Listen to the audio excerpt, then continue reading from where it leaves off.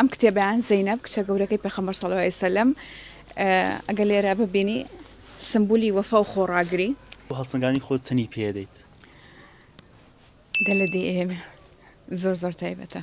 بیرەوەریەکانی ڕەفیق سابیرە نووسەر و شاعیری گەورەی کورد بەمەی ڕەفیق سابیر من دە و بەرەو ژووریشی پێدەم. کتێبی هونەری گفتوگۆکردن لەدا نوێی بۆ دابنێم.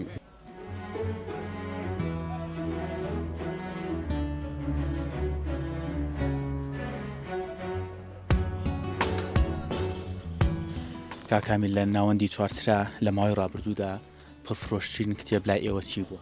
سەرەتا بە خێراتنتانەکەم دەستخۆشیتان لە یەکەم بۆم بەرنامە لەناوی ئێمە لە کۆی ئەم چەند مانگەی ئەم ساڵ پڕفرۆشترینمان ئەم دوو کتێبە بووە. ئەمەیان بیرەوەریەکانی ڕەفیق سابیرە نووسەر و شاعیری گەورەی کورد.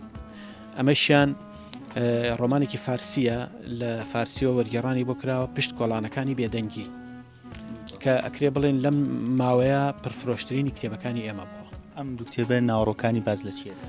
ئەمەیان بیرەوەریەکانی ڕەفیق سابیرە کە پێم وایە لە ناو سیاسیەکانە باشترین بیرەوەری نووسیوێتەوە بەپێی ئەو ئەزمونەی کە خۆم بیرەوەریەکانم خوێندۆتەوە ئەکرێ بڵێم ڕازگۆترین بیرەوەریە کە من خوێندبێتمەوە کۆی ژیانی خۆی و ژیانی سیاسی و ژیانی پێشمەرگایەتی و ئەو چەند تا ئێستا کە نووسیوێتی تا ئەو ساڵانەی دوایی کە نووسیوێتی.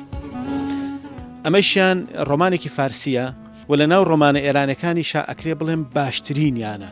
ئەمە هەم لە ڕووی سیاسیەوە هەم لە ڕووی زیندانیوە کە هەم دەستی گەنجەکانمانەگرێ بۆ ئەوەی لە تاوان دووریان خاتەوە. من ئەگەر تۆ لە من بپرسی چۆن هەڵیە سنگێنی من پێتەڵێم ئەم ڕۆمانە داوا لە هەموو گەنجێگەکەم بیخوێنێتەوە، داوا لە هەموو هاوسەرێگەکەم بیخوێنێتەوە. هەڵسەنگاندن بۆ ئەو دوو کتێبە چەندیان پێدەیت؟ لە ناو ڕۆمانە فارسیەکانە ئەگەر بەمەیان بدەم ئەگەر لە دەبێت دە لە دەی پێدەم. لە ناو سیاسیەکانیشا بەمەی ڕەفیق سابیر من دە و بەرەو ژووریشی پێدەم چونکە پێم وایە باشترینە.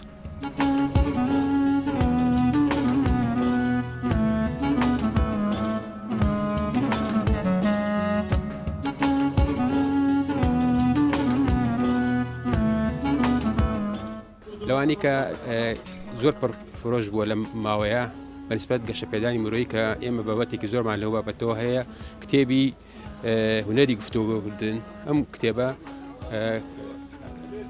گەشەپێدانی مرۆییە لەبارەی ئەوەی کە مرۆڤ بتوانێت توانای گفتوگۆکانی بەهێز بکات، بتوانێت بە جۆرێکی وا گفتوگۆکە لەگەڵ بەرامبەرەکەی تێبگەێنێ بە شێوەیەکی واکە بتوانێت سوود لە یەکتری ببینن، سوود لە خۆی و لە بەرامبەرەکە ببینن. هەروەها لە بابەتی مناڵانی شا کتێبێکی ترمان هەیە کە ئەم کتێبە کە منداڵێکی باش بە ئەم کتێبە کتێبێکە دە کتێبی گرتووەتە خۆی و لە ئەسڵا لە ئینگلیزیە وەرگێڕاوە و خاڵبێکی کوردی کراوە بەبەرە بۆ ئەوەی کە کوردی ئیسفادەی لێ بکە و سوودی چیرۆکانی باس کراوە و چیرۆکەکانی لە دە کتێب پێگاتوە. کتێبەکانی هەرێکی بە شێوەیەکی وایە کە منداڵ بیگرێ بەدەستیەوە قەبارێکی وای هەبێت هیلاک نەبێت و بتوانێت زاڵ بێ بەسەریا و هەروەها ئینگلیزی و کوردیشە بۆ ئەوەی کە بتوانێت ئینگلیزەکەشی تیا بەقووەتکە و ئەم کتێبە بەڕاستی لەم ماوەی پێشوا پڕفرۆشتنی کتێب بۆ لە بابەتی مناڵان و چەنی پێدەیە؟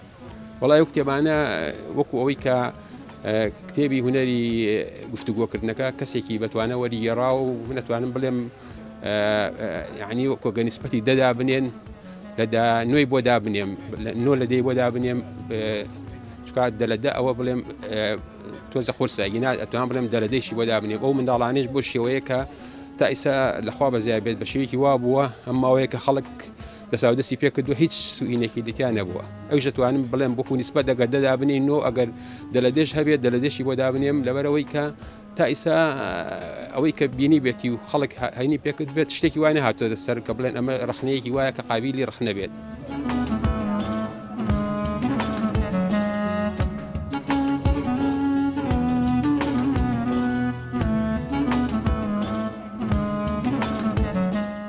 وەکو خوێنەرێک ئەگەر پێم بڵێ لە ئێستادا چی لە ناو خەڵکیدا ترێندە و زیاتر خەڵکی چی کتێبێکە خوێنێتەوە؟ وەکو خوێنەرێک ئێستا ئەم کتێبانەی نووسەری تورک نوردان دامڵە زۆر ترێندە و خوێنەرێکی زۆر باشی هەیە و لەوتی چاپ کراون فرۆشێکی زۆر چاکیشیان هەبووە. ناوڕۆکی ئەو ڕۆمانانە باز لە چیەکە؟ ناوڕۆکەی باس لە ئەو وەکو ژیان نامەیەکە تقریبان هی ئەم کەسە گەورانی بوون وەکو خۆمان کە مسلمانی پێویستە ژیاننامەیان لەسەر بزانین وانە لە ئەو سەبر و تەحملین ئەمان وەربگرین کە چیان بەسەر هاتووە چەند ناڕەحەتیان بەسەر هاتووە و سەبر و تەحملیان ینی سەبر و تەحملیان هەبووە ئێستا بوون منە ئەم کتێبیان زەینەب کچە گەورەکەی پێغەمبەر صلی الله علیه وسلم ئەگەر لێرە ببینی سمبولی وەفا و خۆڕاگری کە بەڕاستی خۆم کە خوێندومەتەوە لە چەند شوێنیا بەتەواتی دڵم پڕ بۆ و گریاوم بۆی زۆر تایبەتە بەجددی زۆر تایبەتە و هەڵسەنگانی خۆت چەنی پێدەیت دەلە دێ ئێمە زۆر تایبەتە.